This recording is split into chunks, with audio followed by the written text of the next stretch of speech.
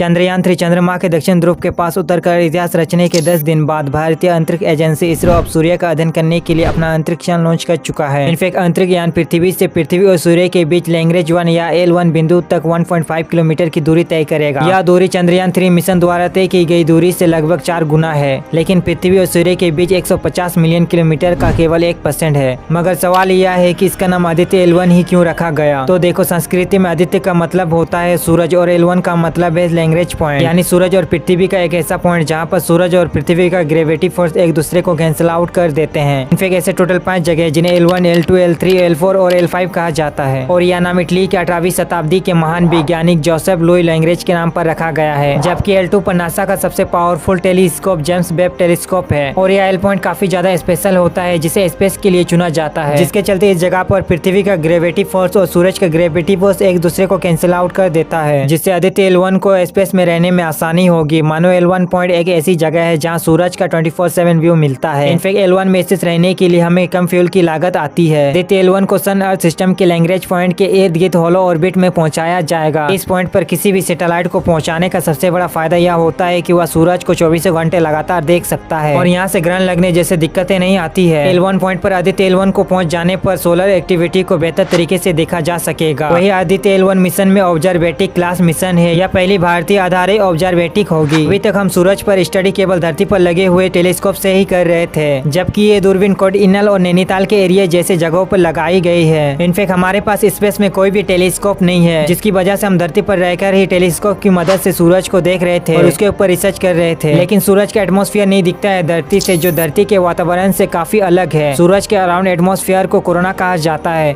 जो बेहद गर्म होता है। इनफैक्ट कोरोना इतना गर्म क्यों होता है इसकी कोई भी जानकारी अभी तक नहीं है। कोरोना को पूर्ण सूर्य ग्रहण के दौरान भी देखा जा सकेगा। इनफैक्ट अब हम कोरोना ग्राफ जैसे टेलीस्कोप भी ELC इस मिशन के साथ भेज रहे हैं, जो कि कोरोना के ऊपर 24 घंटे निगरानी रखेगा। इनफैक्ट मैं आपको बता दूं कि ये ऐसा वाला कोरोना नहीं है, बल्कि सूर्य में मिलने वाला कोरोना है, और ग्राउंड में मौजूद इसरो के साइंटिस्टों को रोज 1440 फोटो भेजेगा। आदित्य L1 में 7 पेलोड यानी 7 उपकरण लगे हैं, जिसके जरिए हम फोटो एस्फीयर, क्रोमा एस्फीयर और सूरज की सबसे बाहरी परत यानी कोरोना को भी अच्छी तरीके से स्टडी कर पाएंगे। इसके लिए इलेक्ट्रोमैग्नेटिक पार्टिकल डिटेक्टर का उपयोग किया जाएगा, जबकि 4 पेलोड सूरज को सीधे तौर पर देखेंगे और उसके ऊपर रिसर्च करेंगे, और 3 पेलोड लैग्रेंज पॉइंट 1 पर पार्टिकल्स और फील्ड की स्टडी करेंगे। इसके जरिए कोरोना यानी बाहरी परत की गर्मी सूरज के वातावरण की जानकारी रिकॉर्ड करेगा, या पृथ्वी पर पड़ने वाला सूरज की किरणों के असर का पता लगाएगा। Chapter 2 solar ultra violet imaging telescope या सूरज के फोटो स्फीयर और क्रोमा स्फीयर की तस्वीरें लेगा, जबकि सोलेक्स और होल 1 और सूरज की एक्सरे स्टडी करेगा। एस्पेक्स और प्लाज्मा एनालाइजर काम होगा, साथ ही पाउंड की स्टडी और इसकी एनर्जी को समझा जाएगा, और मैग्नेटोमीटर L1 के आसपास इंटरप्लेनेटरी में चुंबकीय क्षेत्रों को मापेगा। चैप्टर 2 या मिशन किस तरह से आगे बढ़ेगा।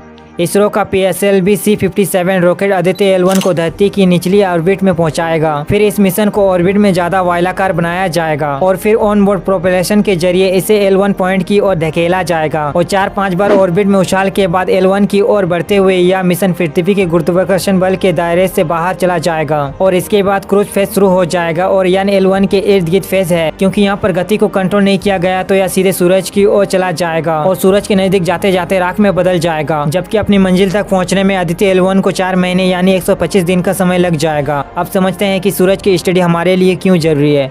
देखो, पृथ्वी के सबसे नजदीक का तारा सूरज ही है, जिसकी दूरी पृथ्वी से कुछ इतनी है। जैसे कि आप सबको पता है, सूरज से बहुत ज्यादा एनर्जी निकलती है। इनफैक्ट सूरज से बेहद गर्म और लपटें उठती है। अगर इस तरह की लपटों की दिशा पृथ्वी की ओर हो जाए तो यह धरती के पास वातावरण में बहुत अनयूजुअल चीजें हो सकती है। तमाम स्पेस क्राफ्ट, सैटेलाइट और कम्युनिकेशन सिस्टम खराब हो सकते हैं। ऐसे घटनाओं के समय रहते ही इन्फॉर्मेशन हासिल करना बहुत जरूरी है, जिससे हम अवेयर हो सके। इनफैक्ट इससे पहले सूरज पर कुल 22 मिशन भेजे जा चुके हैं, जबकि इस तरह के मिशन को पूरा करने वाले देशों में America, Germany, European space agency शामिल है। सूरज पर सबसे ज्यादा 14 mission America space agency NASA ने भेजा था। यूरोपियन स्पेस एजेंसी साल 1974 में पहला सूरज मिशन किया था, तो उसने भी हेल्प लिया था नासा का पाराकर सोलर प्रोब ने, जबकि इस सैटेलाइट ने सबसे ज्यादा काम किया था। यह सूरज के सबसे नजदीक पहुंचने का एकमात्र सैटेलाइट है। अगर आपको वीडियो थोड़ा भी इन्फॉर्मेशन लगा तो चैनल को प्लीज सब्सक्राइब कर दे, क्योंकि यह न्यू चैनल है। और नेक्स्ट वीडियो चंद्रयान 3 के ऊपर होने वाला है कि वह किस तरह से धरती पर फिर वापस आएगा। उस वीडियो को देखने के लिए प्लीज चैनल को सब्सक्राइब कर दें।